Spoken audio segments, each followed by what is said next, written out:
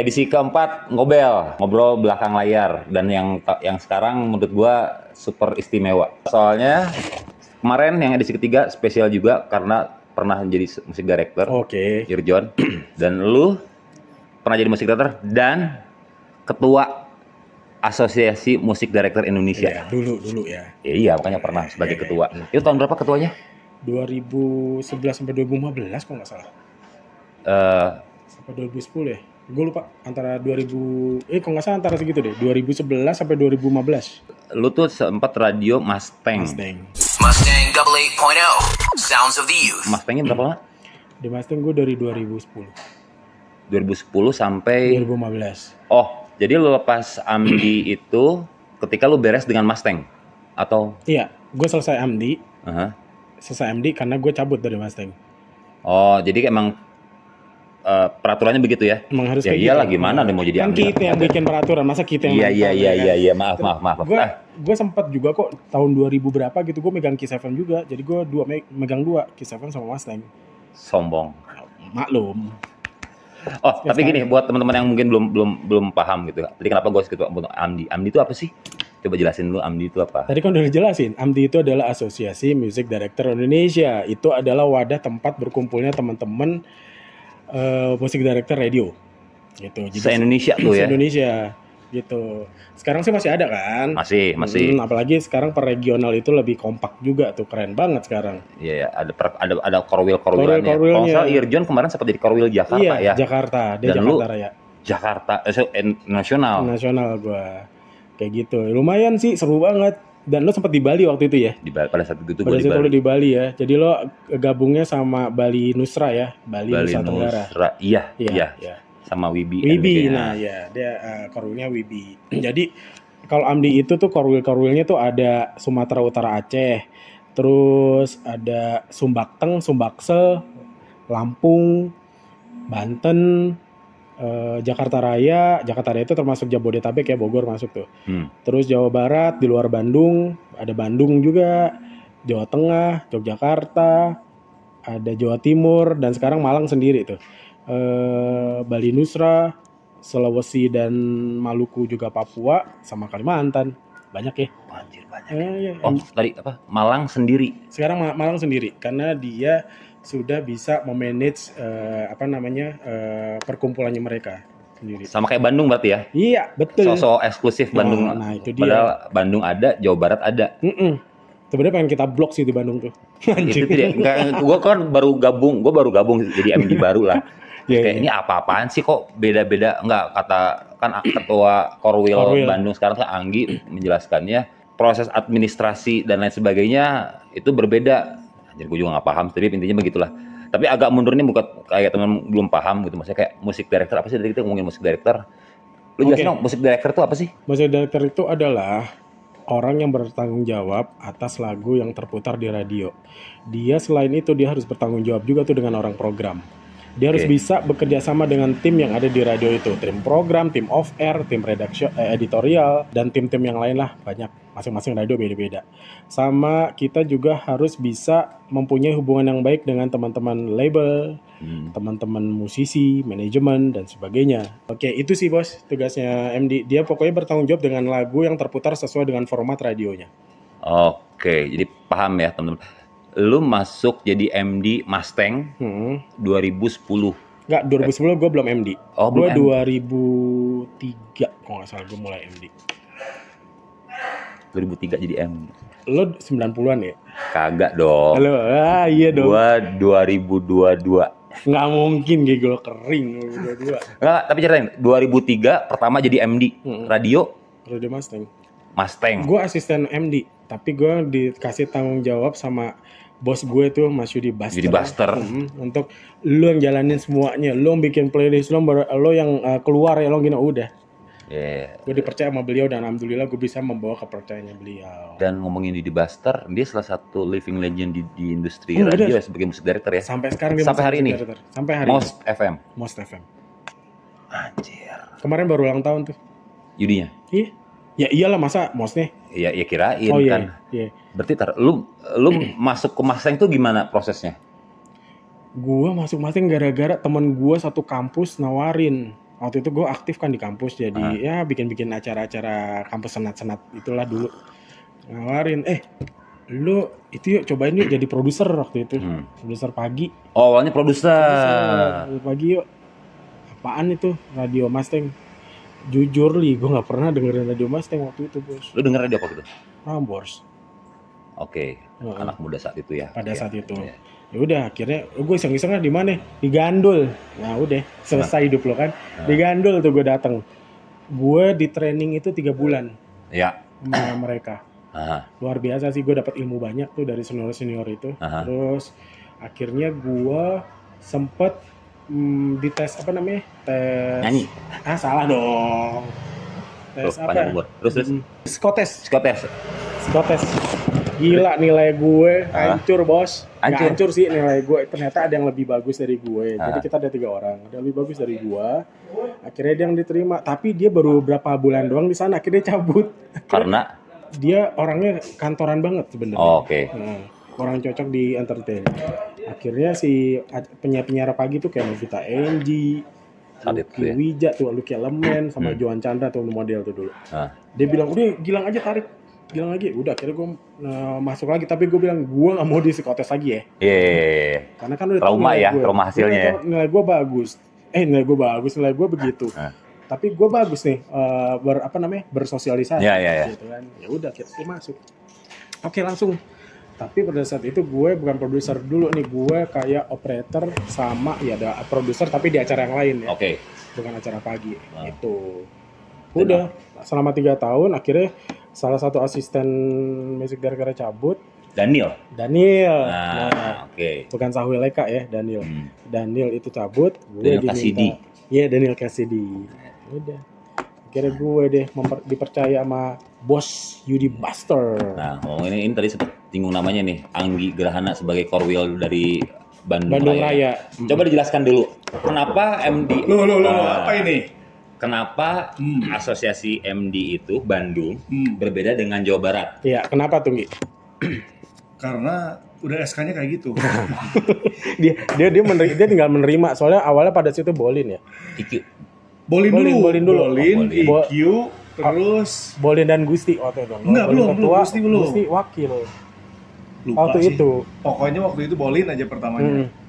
Jadi sebetulnya Bandung kenapa terpisah dari Jawa Barat? Karena ada yang namanya otonomi daerah. Nah, itu dia otonomi Jadi daerah. Bandung maksudnya itu sebagai zona ekonomi khusus ya.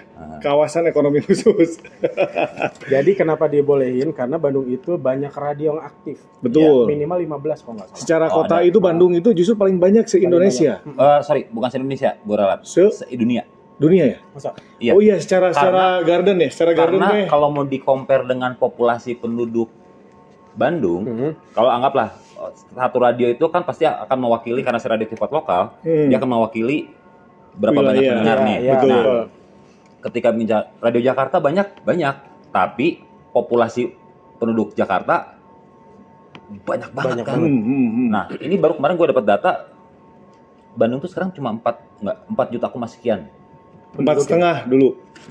Maksudnya ya terakhir kurang lebih sekitar. Ngomongnya nggak usah ngegas, Bang. Oh, maaf kan biar kedengeran agak jauh soalnya. Ada di sini. Oh, no.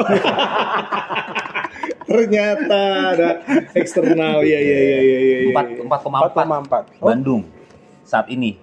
Memang masih tetap nggak sebanding dengan jumlah radionya. Idealnya berapa? Satu radio mewakili berapa juta orang? Sebenarnya tidak ada batasan berapa idealnya. Kita ngomongin Amerika contoh. Amerika sering disebut, radio Amerika begini. Oke, kita listing, tapi radio Amerika tuh nggak banyak. Iya memang. Kalau secara format kita ngomongin radio CSR atau Top 40, cuma kehitung tuh satu kota itu cuma berapa. Bandung contoh, Jakarta contoh, banyak banget, tapi nggak sebanding sama cuma populasinya. Jadi makanya mungkin Bandung cukup kompetitif kali ya.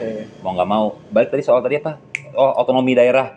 Iya, jadi waktu itu juga karena Bandung ini menjadi salah satu sasaran tempat tujuan berpromosi dari teman-teman label.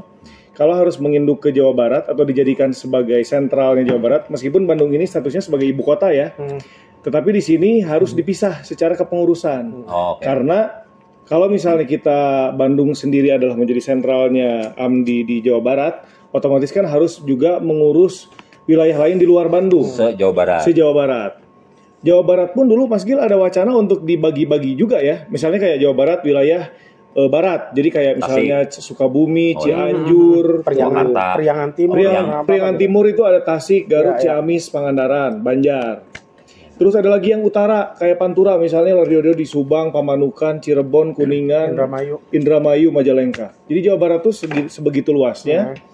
Hampir ada wacana untuk dibagi ke dalam beberapa kepengurusan juga Mas Gil ya. Iya betul. Zaman dulu ya, tapi akhirnya tidak karena menurut kita semakin banyak regional-region nanti akan membingungkan bahwa pada saat kita lagi ngurusin NRD tuh National Radio Day. Nah, National Radio itu tiap tahun bos dulu.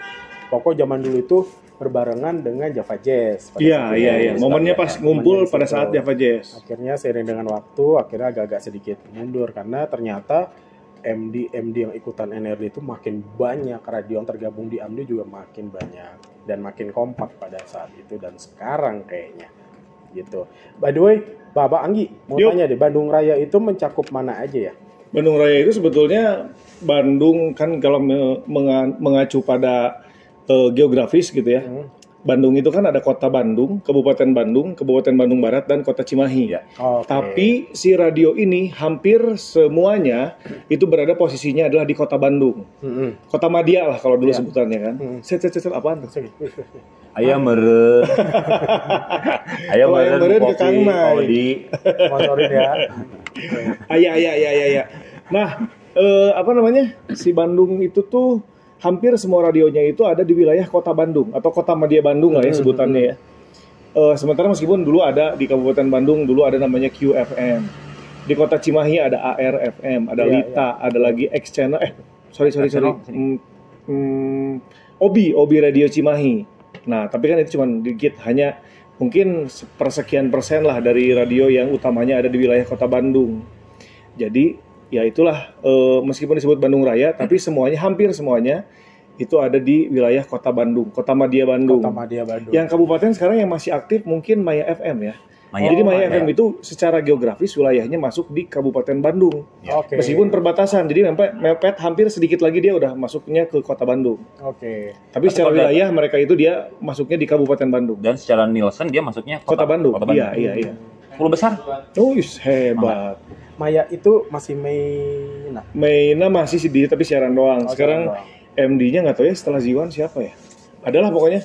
Sekarang gue pengen nanya. Jadi gue nanya. Kalau karena lo masih menjabat sebagai seorang music director, apa sih bedanya music director pada saat kita dulu tuh AMDI lagi jaya-jayanya sama MD zaman sekarang? Sekarang nggak berjaya. Sekarang mungkin berjaya beda dong. Tapi kan masanya berubah. Kadarnya beda. Dulu itu lebih sangat berasa banget. Yuk, nanyanya ke sini dong. Dia lebih tua Radio Day-nya. Tapi gue pengen nanya malu sebagai Radio Day-nya kan gue baru sekali ikutan loh Radio Day. Iya kalau NRD. Tapi kalau kegiatan Radio Day sama almarhum Abah Victor dari tahun 2001 kan? Iya, benar. Dia benar dia sempat ikut tuh yang di Jakarta yang di mana kita bowling lo ikut ya? Bowling mah 2007 kalau nggak salah. Ya, 2006 ya?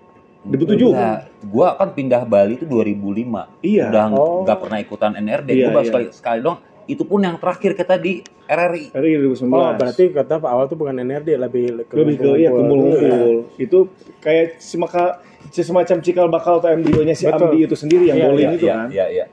Cikal bakal. Iya. Nah, pertanyaan gue bisa dijawab, Pak. Oh iya benar. Kita tadi muter-muter dulu sambil nyari jawaban soalnya. Anjir. Penyiar ya Mas ya? Iya. Penyiar plus MC siapa tahu butuh. Aduh. Kalau dulu itu sangat berasa banget ininya Mas ya. Kayak semacam semangat gotong royongnya, semangat ngumpulnya itu. Kemudian juga orang-orangnya juga.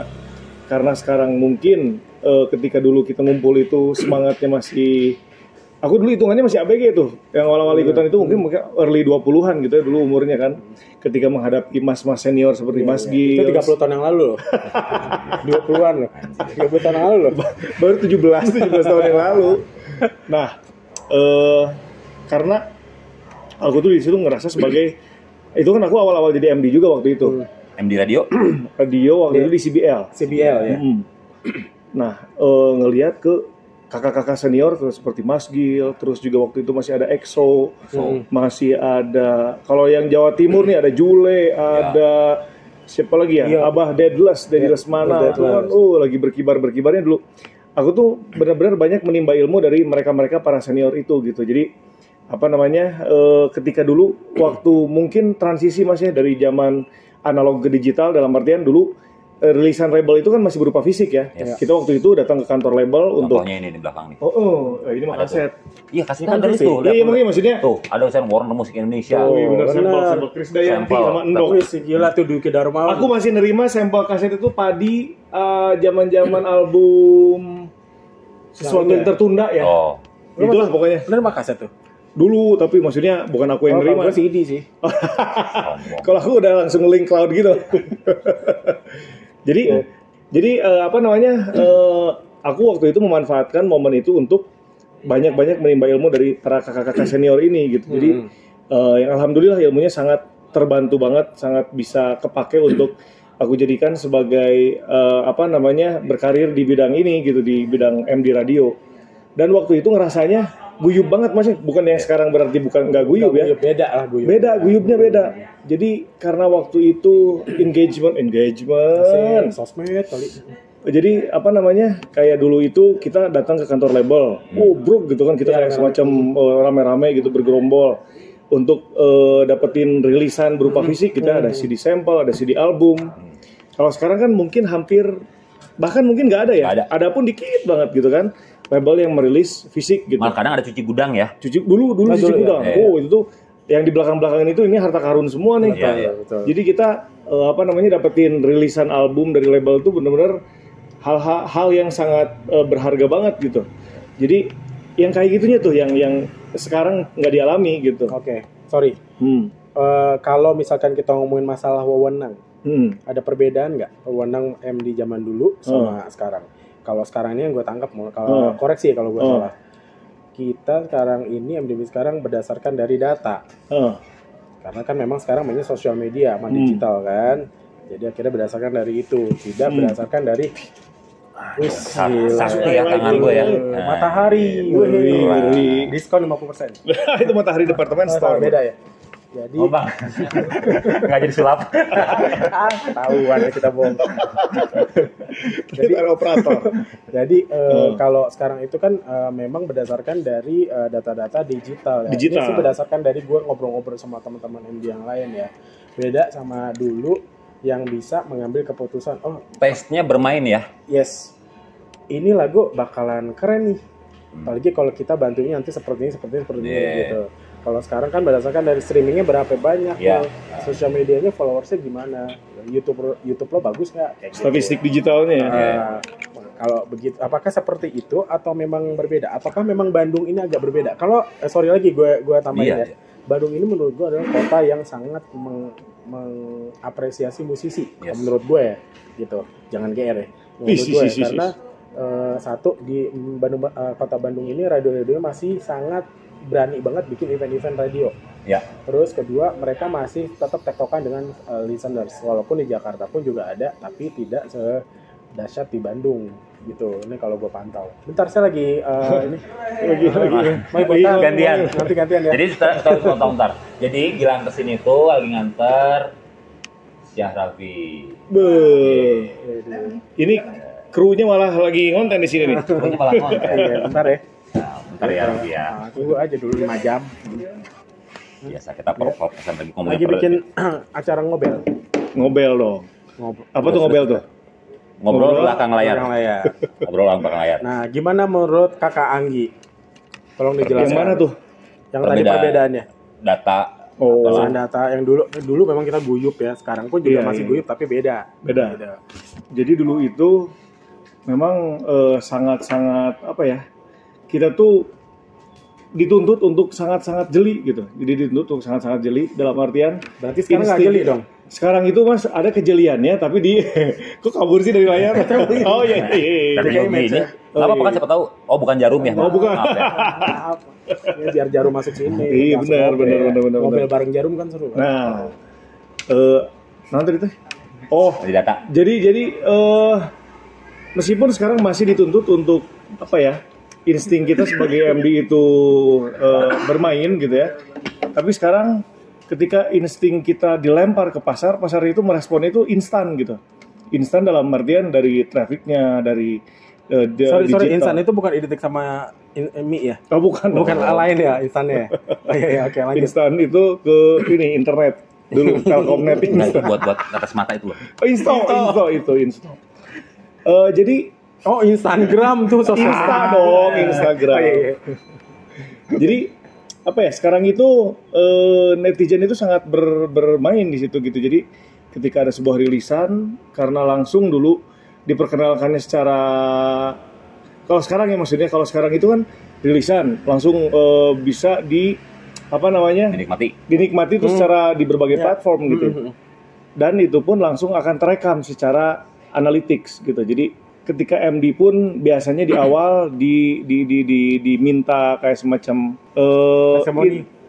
testimoni bisa ataupun juga diminta tolong untuk menentukan kira-kira single mana yang bagus untuk dilempar di awal. Nah, ketika dilempar secara global dalam artian sudah tersedia di berbagai platform ya, nggak hanya di radio doang. Responnya itu instan gitu, feedback yang dirasakan oleh si musisi penyanyi tersebut itu instan. Dalam artian trafficnya itu langsung berasa gitu, apakah lagu tersebut bisa diterima atau enggak gitu kan. Kalau dulu bisa dikatakan dalam tanda petik pendengar atau penikmat musik itu didoktrin dalam artian kita cekokin tuh si lagu itu terus gitu, supaya kalau misalnya materinya bagus, ketika kita cekokin pun akan mudah gitu untuk masuk ke pendengarnya gitu. Kalau misalnya materi tersebut kita rasakan secara insting itu ada potensinya, itu tuh akan mudah diterima gitu. Tapi kalau sekarang mah mungkin tanpa melalui screening dari kita sebagai para pelaku industri musik di radio gitu, itu bisa langsung rilis aja gitu. Setuju. Kan. Tinggal pasar yang menentukan. Benar. Karena sebenarnya kalau kita ngomongin masalah industri musik itu dari dulu sampai sekarang kan nggak ada bedanya. Sama-sama goib, ya nggak? Iya. Goib, secara goibnya ya. 3I. Apaan tuh? Gue selalu gue inget tuh. 3I itu materi, promosi, hoki. Nah, ya kan? I belakangnya.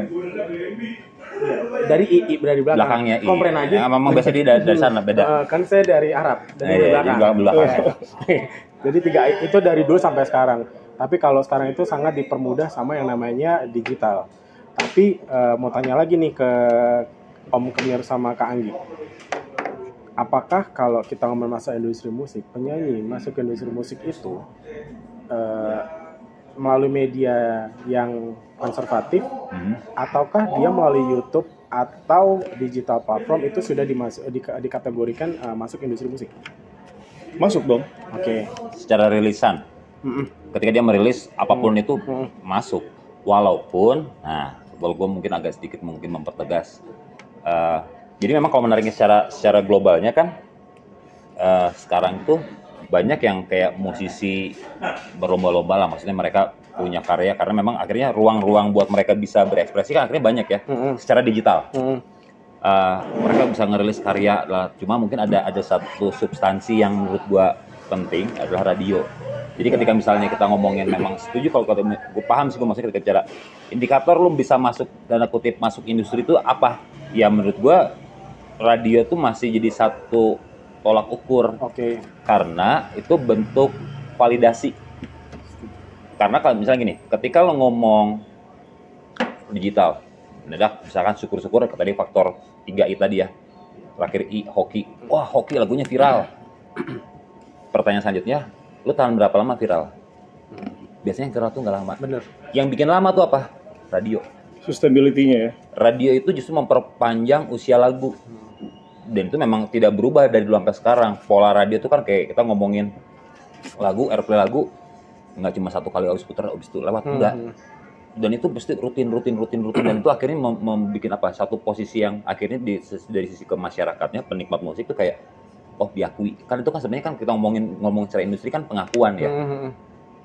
Lu bisa merilis karya sebanyak apapun, tapi kalau memang akhirnya tidak terapresiasi dengan baik oleh media penikmat musik khususnya gitu, ya masih kurang gitu ya, masih kurang gitu ya. Iya. Berarti full package-nya itu adalah kalau lo sudah bisa masuk ke radio, lo bisa dikatakan adalah musisi yang full package. Yes, yang memang sudah bisa dikategorikan ya lu masuk memang tanda kutip memang lu meniatkan siap terjun. Iya, meniatkan diri lu untuk masuk ke industri. Dengan lu datang kayak Raffi hari ini datang ke OS aja kan itu salah satu bentuk pembuktian dia bahwa memang gue sebagai musisi yang siap terjun ke industri. Banyak kan yang merilis yang tidak. Iya. Yang mungkin nggak tahu stepnya juga, mungkin bukan berarti gue menyalahkan atau musisi yang hanya rilis digital itu memang nggak kan pilihan. Cuma mungkin ada beberapa yang akhirnya ngobrol, gue nggak tahu linknya. Nah, itu dia kelemahannya di situ. Gue nggak tahu aksesnya, dan kebetulan di sini Gilang pun pernah sebagai musik director, ketua AMDI Bandung, ketua AMDI Nasional, dan sekarang pun akhirnya bantuin teman-teman musisi juga. Siapa aja sih lo pegang sekarang? Ada 2000-an lah. Gila. Kalah SMN. Beliau ini memang grosiran ya. Iya. Tanah Abang aja sekarang udah main TikTok. Nah, kalau sekarang gue bertanya ke lu, treatment seperti apa sih yang lu lakuin buat teman-teman musisi yang mungkin karena lu punya berbekal sebagai musik director, terus pemahaman soal musik melebihi teman-teman yang lain umumnya gitu ya. Bekal apa sih yang lu kasih ke promosi yang sini gue bantuin deh, atau ada yang datang ke lu yang ini gue punya karya tapi anaknya diapain ya? Oke. Yang pasti sih pertama-tama adalah gue berdoa. Nah, paling utama. Awali dengan bismillah. Bismillah. Itu udah paling benar. Biar berkah. Iya. Amin. Jadi kalau untuk ada musisi yang datang ke gue, pasti akan gue kasih tahu tuh seperti apa sih yang harus kalian lakukan gitu. Selain bermain di sosial media, karena pada saat ini berpromosi di sosial media itu kan sangat penting juga gitu. Betul. Tanpa harus mengesampingkan media-media yang konservatif, konvensional gitu. Jadi gue tetap menekankan ke mereka, kalau lo pengen yang dikatakan the real musician, lo harus bermain di semua yang ada di industri musik. Seperti semua apa? lini ya. Sosial media iya, media radio iya, media online iya, syukur-syukur bisa TV, tapi bisa tau lah TV seperti apa sekarang. Gitu. Sekarang yang sisa-sisanya aja, oke lah lo kencang di sosial media gitu. Apa iya, lo nanti teman-teman radio nanya, ini dia tahu tapi dia belum kenal lo gitu. Terus pendengar-pendengarnya dia belum tahu lo seperti apa, cuman berdasarkan digitalnya doang. Mereka tuh butuh yang namanya humanisnya ya. Kayak anaknya ini seru banget ya kalau denger radio kan gitu. Gila ini penyanyi ternyata seru juga ya kalau diajak ngobrol sama penyiar ya. Gue lebih menekankan ya, yuk coba bermain sama teman-teman radio, teman-teman media lain gitu. Seperti itu sih Pak. Tapi ini gue nangkep sih, ada satu anjing.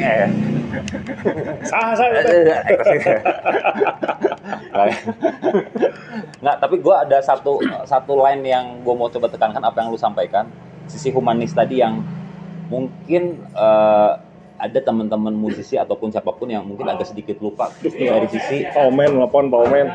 sisi anjing si anjing kan yang goblok ini sentuhan fisik dan ini lebih kayak memperkenalkan personality si musisi. Ini memang sebenarnya karena gue sampai hari ini masih di industri ini ya, di radio, jadi ada beberapa teman-teman yang gue suka ngobrol, termasuk Anmes salah satunya. Anmes sempat ngomong gini, Kak, intinya dia kayak ngomong gini, Kak, aku tuh lebih seneng begini, ngobrol di ruangan ini, di meja ini, lebih seneng promo radio daripada off air. Oh gitu. Alasannya apa kalau menurut Anmes? Dia lebih, karena dia gini, dia merasa ada ruang dia bisa mendapatkan kejujuran dari karya, mendapatkan apresiasi. Jadi gini, ketika misalkan dia off air, ya udah orang datang menyanyi, tapi dia tidak ada sentuhan fisik yang kayak kita ngobrol kayak sekarang. Berbeda ketika di radio, dia ketemu penyiar, ketemu orang-orang radio, bisa ketemu pendengar. Hal-hal itu yang ternyata dibutuhkan juga, sisi personality yang supaya ya ada istilah kan tak kenal maka tak sayang. Betul, setuju. Lu punya karya bagus tapi kadang-kadang ini orangnya seperti apa sih? Ada justru kayak mungkin lagunya mungkin terkesan biasa tapi secara personality si musisinya bagus, akhirnya kayak sampai hari ini kan nggak heran banyak fanbase militan yang apapun karya yang dirilis auto request ke radio. Itu banyak banget. Kenapa? Karena mungkin mereka udah pada kenal, kayak contoh kita nyebut kayak contoh idolan tuh. Itu kan udah kayak dijamin punya masa banyak Betul. tuh. Udah jebol menang Idol contoh atau ya pun berapa besar, tapi ketika mereka rilis, mereka tuh sudah, maksudnya dengan ajang itu kan mereka sudah ngebangun komunitasnya nih, fanbase-nya nih. Ketika mereka akhirnya rilis karya, ya ibaratnya sebelum mereka rilis karya pun kaki satu mereka tuh sudah menang gitu. Udah ketika mereka rilis tinggal tek. Udah si itu aja. Jadi ya setuju gue kayak ya menekankan apa yang lu sampaikan tadi, kayak hal-hal itu menurut gue hal yang amat sangat perlu gitu. Ketika berbicara mau memang bicara satu paket, lu sebagai seorang musisi yang udah memang strategi yang dilakukan itu bukan hanya mengedepankan secara karya, tapi mengedepankan lu juga sebagai pribadinya seperti apa. Iya, benar-benar. Itu yang coba kita teman-teman radio juga tunjukin. Makanya kalau nggak heran ya kalau sekarang treatment radio rata-rata nggak cuma sebatas kita ngomongin soal lagunya cerita soal apa. Pasti ada sisi-sisi lain yang coba kita buka. Misalkan dari sisi sekreatif apa sih lo dalam kemas, misalnya kita main game sih, atau ada rapid question atau apapun, pokoknya yang kayak kita supaya ngebuka bener-bener lu tuh seperti apa sih, biar pendengar makin kenal dan ternyata akhirnya anjir orangnya seperti itu aja. Gua mulai hari ini gua ngefans sama lu, sosial media lu apa, oke mulai hari ini gua ngefollow lu, kan perjalanannya benar, prosesnya menurut gue itu proses yang menarik sih. Jadi iya benar. Itu jadi kayak itu apa domino gitu ya. Jadi kita ini akhirnya mempengaruhi semuanya. Sekelas Coldplay aja masih interview radio. Iya. Sekelas Coldplay loh. Waktu itu gue interview dia. Oh, gila. Coldplay Aldi Taher kan? Salah. Saya nggak kenal juga sama beliau. Gitu. Tapi gue pengen, gue udah lupa lagi. Tadi ada pertanyaan yang pengen gue tanyain banget gitu kalau Gua Panggi. Coldplay. Dua-duanya, bukan Coldplay gue kan udah pernah ketemu langsung. Kan? Sombong. Senang nih gue kalau ngobrol sama orang-orang sombong bukan gini. Bukan cosplay gue. anime dong gue. Yang wibu-wibu gitu. Wibu. Oh iya, jadi secara nggak langsung ini mungkin teman-teman radio itu atau teman-teman promo ya harus bisa mengedukasi musisi ya. Gitu. Ya. Karena gini juga. Ada beberapa musisi, mungkin lo pernah mengalami ya, nanti gue coba tanya satu-satu. Pada saat lo menginterview musisi yang kalau ditanya cuman sedikit. Itu kan setidaknya kita jadi tahu, oh nih anak nih begini ya. Dijawab, ditanya pertanyaan panjang cuman iya. Itu sebenarnya kan nggak boleh ya. Kalau boleh. Malah ada yang udah disiapin pertanyaan dan jawaban loh. Ada. Jadi scripted. Boleh tahu siapa? Lupa. Tapi memang musisi baru banget ya, baru netes lah gitu. Dan dari si manajemen itu disiapin skripnya untuk bawakan sama penyiar. Jadi ini kita coba, ini karena ini kontennya adalah ngobrol layar, menurut gua nggak apa-apa kita buka aja. Lupa, sumpah lupa. Jadi yang karena gua ada satu orang yang akan gua buka. Oke. Jadi gini, Mas Gil. Dulu pernah kejadian ada musisi baru netes lah. Backgroundnya kalau sekarang kan biasanya musisi itu biasanya dikenal dengan dia sering cover duluan tuh. Misalnya dia sering cover, udah gitu dia akhirnya terjun merilis sebuah karya, kemudian dia melakukan aktiviti promosi gitu ya. Nah kalau dulu entah siapa, nggak tahu gimana cerita atau backgroundnya seperti apa, tiba-tiba merilis aja dia sebuah karya, ketika dia visit tour promo di radio, entah manajemennya atau siapapun yang nemenin waktu itu, dia itu ngasih kayak semacam skrip gitu ke penyiarnya, ke produser sih. Ya kalau di radionya ada produser, beri ke produser dulu, kemudian untuk Mas ini ya nanti untuk interviewnya. Jadi di situ tuh udah ada pertanyaan dan di bawah itu udah ada jawabannya. Jadi sepertinya si artis itu tuh udah menghafal si jawabannya itu. Baik. Jadi dia tuh udah jangan keluar dari ini aja pokoknya. Jadi yang ditanyakannya ini dia udah bikin kayak semacam kisi-kisi gitulah. Jadi pertanyaan 1 sampai berapa pertanyaan berikut jawabannya juga. Kalau menurut gue sih ada, maksud gue hal-hal seperti itu sebenarnya mungkin ada bisa dikategorikan hal yang wajar. Karena mungkin mereka itu capek dengan pertanyaan yang itu aja, mungkin ya. Padahal kan kalau sebagai seorang musisi adalah tetap profesional. Atau mungkin dia tidak siap dengan pertanyaan lain. Bisa saja hal itu terjadi. Tapi itu artis gede, artis baru. Kalau artis besar mungkin dia pasti minta. Baru. Bisa jadi dia masih banyak belajar, tapi nggak apa-apa lah ya. Kalau artis besar beberapa ada yang minta dikirimin duluan pertanyaannya. Itu hanya sebatas untuk mengkurasi aja sih dalam artian. Mungkin ada rambu-rambu atau juga hal-hal yang harus dijaga gitu. Dijaga dalam artian jangan terlalu melenceng, jangan terlalu misalnya ngebahas yang di luar kehidupan musisi atau menghindari artis tersebut mungkin di luar kehidupannya sebagai musisi ada kisah-kisah atau drama gosip-gosip apapun gitu. Nah, hal-hal seperti itu yang mungkin ingin dijaga oleh si manajemen atau labelnya gitu. Benar-benar setuju. Kayak gitu. Gitu. Jadi Bapak mau buka siapa nih? Ini ya buka siapa? Oh iya, Anda buka siapa? Tadi katanya mau apa? Nah, tapi gini, gua coba luruskan dulu ya. Maksudnya gua sepakat ketika tadi ada salah satu fungsi mungkin kayak buat orang belakang layarnya ya. Jadi mungkin buat teman-teman yang nonton gitu ya, maksudnya kayak ngelihat satu sosok yang mungkin kalian idolakan atau mungkin yang maksudnya public figure lah. Ada proses untuk menjadi ya apa seperti yang kalian tahu gitu maksudnya. Dan proses itu kan salah satunya orang-orang seperti ini nih yang kayak menjaga kredibilitas atau persona si artisnya gitu yang ya itu termasuk kayak masalah question list dijaga banget nih, apalagi kalau misalkan mungkin dia belum siap ada pertama atau yang ini jangan terlalu ini maksudnya terlalu riskan atau dia pokoknya keluar jalur lah ya, gitu. Jadi ada beberapa kali kejadian. Satu, artis Sony Musik Indonesia.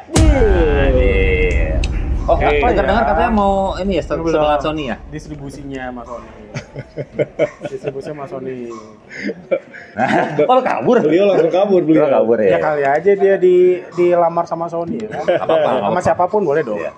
Jadi, gue pun nggak. Jadi karena seperti tadi gue bilang, ada satu konten selain kita ngobrol soal lagu, soal karya, biasanya kan kita ada sesi gamesnya. Nah akhirnya si games ini, ada si bagian promonya nih, yang sekarang lagi udah di Medan. Oke, cewek. Oke, jadi MD lagi kan sekarang? Fox Medan.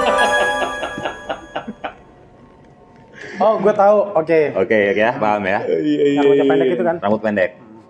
Halo Nisa. Jangan sebut merek. Oke. Nisa kan dulu Star. Oh ya Allah. Jadi, ternyata dia baru tahu, ada games. Dia langsung ke produsernya. Boleh tahu pertanyaannya nggak? Langsung. Kasih pertanyaannya. Langsung. Ini pertanyaannya. Langsung dia cari jawaban. Jadi bukan kita yang cari jawaban, mereka yang nyari jawaban sendiri. Timnya langsung kasih tahu ke si artisnya. Ntar ini pertanyaannya gini-gini. Akhirnya gue ngobrol, kenapa lu gitu? Wah, dia bilang, lu gila Mir. Artis star, lu baru bikin games kayak gini, terus kalau tiba-tiba artis gua nggak bisa jawab, ntar kelihatan bego dong. Oke. Kan dia pengen dikejar, dan sampai hari ini pun memang artisnya terlihat pintar sih. Bentar, aku tahu. Sepertinya tahu ya. Yang lagunya Oh Baby kan? Bukan deh kayaknya. Tahu deh. Cewek cowok ya? Cewek. Apakah cewek? Oke, berarti beda. Iya kan? Iya. Itu Lali. Cek gitu. Itu Lali. Oke, ya. Ya itu mungkin. Iya. Nggak, tapi memang dia smart. Memang Iya. Memang, tapi dia memang benar-benar gua harus akui cinta Laura itu anjing gua nyebut. Ini di blip nggak? Blip gitu nggak ya? Ntar lah gampang lah. Tapi dia asik dong orangnya. Maksud gua itu dia cukup perfeksionis. Dia cukup well prepare. Jadi ketika ada hal-hal yang di luar konteks itu dia pengen tahu dulu. Walaupun akhirnya kayak Nisa pun udah cukup notice ketika ada hal-hal yang kayaknya harus disiapin dulu nih. Jadi bukan balik lagi tadi kayak soal sesi pertanyaannya pun bukan kita yang ngasih jawaban. Dia nyari jawaban tadi, tapi jadi ketika ditanyain pun memang terdengar spontan. Uhui. Bukan dong. Lu jangan nunjukin umur dong, Pak. Baik. Perlu tahu ya. Kalau kita kan ngomongin spontan, ngomongin gas motor kan, gas spontan. Mungkin si artis itu pengen lebih well prepare kali. Nah itu dia. Dia benar-benar amat sangat termasuk. Abis itu, ini gue sekarang udah kesebut nama juga ya. Abis itu kita foto yuk foto. Dia ngajak foto, terus akhirnya dia langsung gini kita foto di situ aja. Maksudnya di sini tuh ya. Terus dia di depan sini. Dia udah mau ambil angle. Oke. Dia menariknya. Dia ngambil posisi duluan. Yes. Aku mau cerita. Oke, lanjut. Karena dia tahu part atau angle terbaiknya dia. Dia di sini. Yes. Akhirnya aku di sini. Yes. Betul. Oke. Menurut itu hal yang bagus. Apakah itu menurut gue itu proses panjang dan menurut gue itu tidak hanya bicara dia sebagai artis tuh pasti ada orang-orang di belakang dia yang ngebantu itu. Oke, ada tim PR-nya mungkin Tim ya. PR-nya. Aku dulu ini benar terakhir cinta Laura di Rase itu adalah ketika akhir dari sesi interview itu udahan kan gitu biasalah foto-foto dan sebagainya kan. Aku tuh mau ngambil selfie sama dia. Pertama bukan selfie deh, difotoin dulu kan. Set, posisinya adalah berdiri gitu kan. Set. Oke, dia tuh langsung ngambil angle terbaiknya dia. Yeah. Udah gitu oke, 1 2 3 jepret kan. Udah gitu aku mau ngambil supaya lebih intimate kan, aku mau ngambil selfie gitu kan. Ya. Nah, ketika mau ngambil selfie, tangan aku diginiin. Agak naik dong. So I can look slimmer. Ya, Oke. benar. Jadi angle dari atas itu akan membuat dia tampak lebih slim, katanya gitu. Jadi Iya. dia nggak mau kalau foto selfie angle itu lurus. Harus agak dinaikin dulu. Nah, jadi apa namanya sebegitu dipikirkannya gitu. Sampai angle foto pun supaya biar terlihat apa namanya ya perfect gitu. Nggak, tapi itu menarik kalau ngomongin soal artis tadi yang kita udah ngebuka. Tadi gue mau buka lagi sih satu. Kagum, tapi kayaknya kita perlu ada satu agenda ngomongin beginian lagi sih. Tapi mumpung udah ngebahas ini, gue ada satu lagi mau artis gue buka yang Gimana? Tapi, Kemana? Siap, Jemput dulu deh.